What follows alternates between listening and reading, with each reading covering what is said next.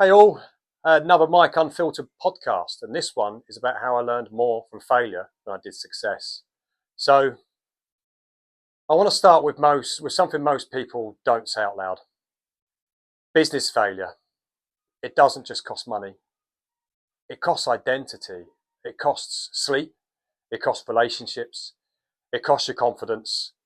And in the UK, it can sometimes feel when your business is drowning, the system doesn't throw you a rope. It throws paperwork, fees, threats, and I can tell you now it throws judgment.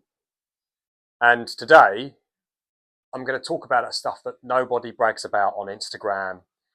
I'm going to be talking about liquidation, personal guarantees with business loans, business rates, energy bills, overregulation, hiring stress, and the quiet, brutal social side of trying to build something when you're under pressure. And yes, I'm going to use myself as an example because, believe me, I've lived it. So, welcome back to another podcast. If you're new here, I'm Mike. I run businesses. So I've built things that have worked, and I've also built things that didn't. And I've learned something uncomfortable. Success teaches you what you can do, but failure teaches you what the world really is like. I can't say that enough. And a quick disclaimer, this isn't legal advice. I'm not doing financial advice or tax advice. This is my experience. It's my perspective. And if you're going through it right now, I want you to feel seen. And I want you to leave with something practical. Believe me, I need that too.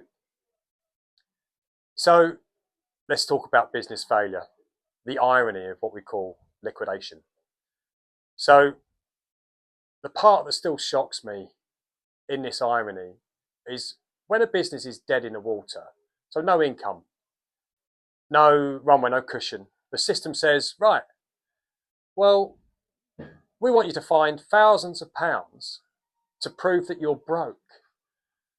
And what makes it worse is the emotional side. You're already carrying the shame, the stress, the sleepless nights, and then you're paying professionals, often with money you don't have, to go through your history with a microscope.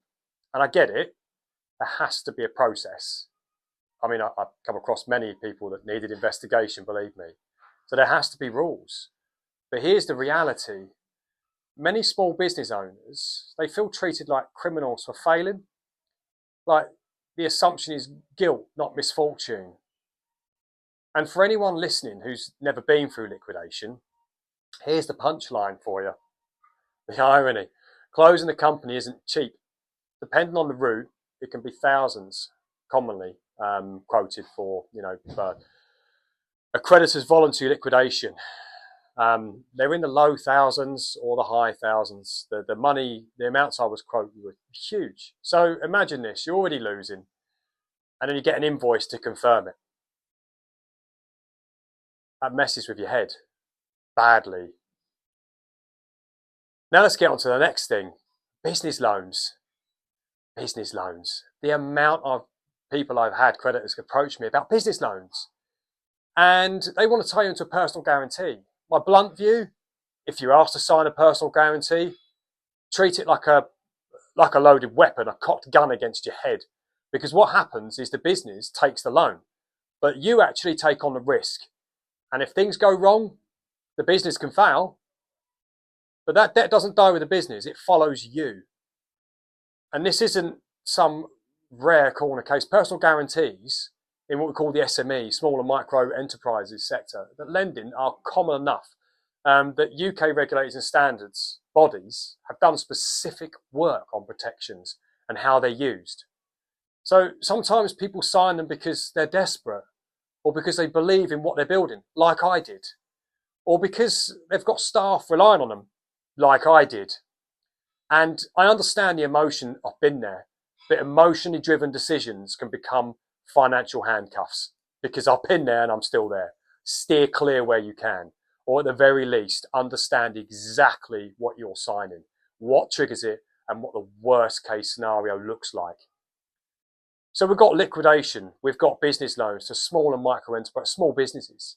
Now let's look at the other things that strangle them: business rates, energy costs, over-regulation, a death by 1,000 cuts. So let's talk about that grind, the stuff that doesn't look dramatic on social media but kills you slowly. Business rates, insurance, compliance, pat testing, electrical testing, risk assessments, health and safety, HR processes that feel like a minefield, an absolute legal minefield. One thing I felt personally is that small businesses carry such a disproportionate load. Big corporations, they've got big departments for this. Nothing against them, but they have. And a small business owner, you have a Wednesday night or a Friday or a Sunday night and a massive headache and a pile of admin and energy. This is where people get heated, and ironically, and I get it.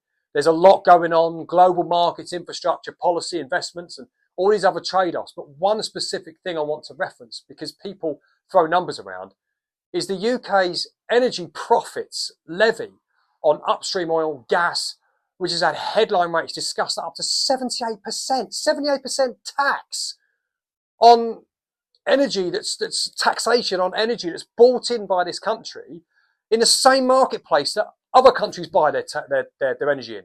But our government taxes 78%, way more.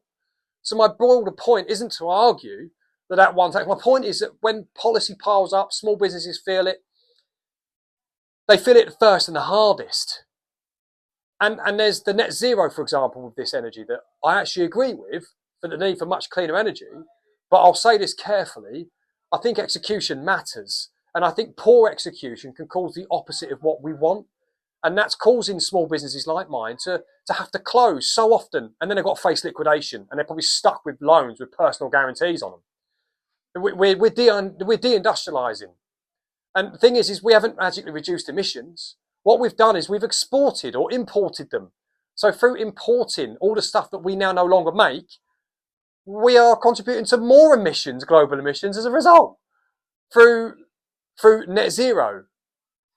It's nuts. Absolutely nuts. Now let's go on to hiring, HR laws, employing people. It's one of the most important things you can do, and one of the most terrifying at the same time, because the truth is, as I've experienced so many times, one wrong hire can put you in a constant state of stress, financially and emotionally.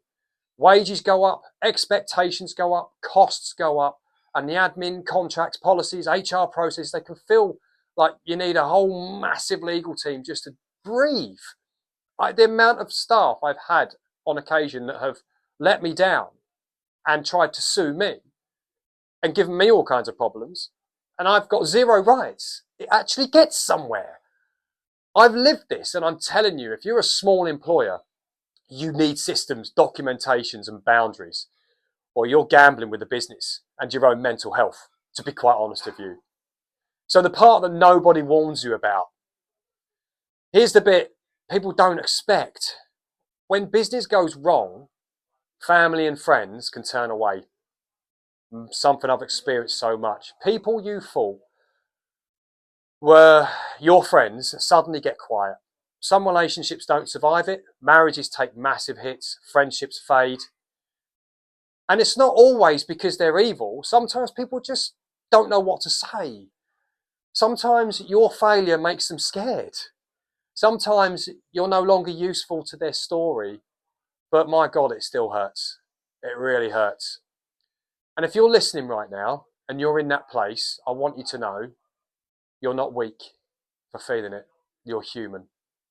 And you can probably sit there with hindsight and say, if only I didn't make this mistake, this mistake, my business may not have closed. You're human. You haven't got a time machine. And look at it like this. You've learned from that experience. So what can we do with all of this? Because I don't want this episode to just be a rant, a non-stop rant. I'm just trying to give facts based on my experience. I want it to be a release for those of you that have experienced the same as me, and to perhaps give you an opportunity to perhaps consider how to rebuild. Because here's my honest belief. The people who survive aren't always the smartest. They're the ones who build support, build systems, and stay in the game long enough to win. They're the ones with the resilience, the get-go, the get up and go, the consistency. So let's look at what you need. So let's look at mentorship. I'm not talking about the guru on LinkedIn or Instagram, whatever, charging thousands for some kind of mindset container or mindset workshop. That's not mentorship as a product. They're trying to rip you off. I mean real support. You can get mentorship by building your own small circle of business owners. Get out there, network. People also in the trenches with you. People who will tell you the truth and help you think. A real group, small business only. No pretending, no ego, no fake wins. That's what I'm trying to build. That's what we need together to stick together. You need systems. Stop getting yourself spread thin. I got spread thin. I dropped the ball big time. People took advantage of me and I saw it when it was too late. If you're juggling 10 million platforms, lots of inboxes, 10 million tons of work and thinking, I can do this, I can't afford to get help. Stop. I ended up building a system that kept everything in one place, for example, and now makes my life so much easier. Get a financial cushion. You must get a financial cushion. Don't keep living on the edge all the time, month after month. It does not work. It will catch up with you. Go into business. Don't go into business without a cushion.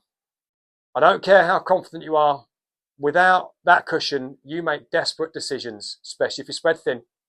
And those desperate decisions, especially when there's personal guarantees involved, for example, or terrible hires, can lead to utter misery.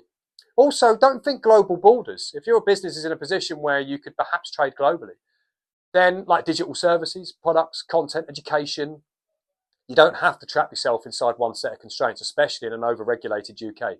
Explore other markets, learn. Other currencies, other demand. If you've got a physical premises, don't forget about those costs.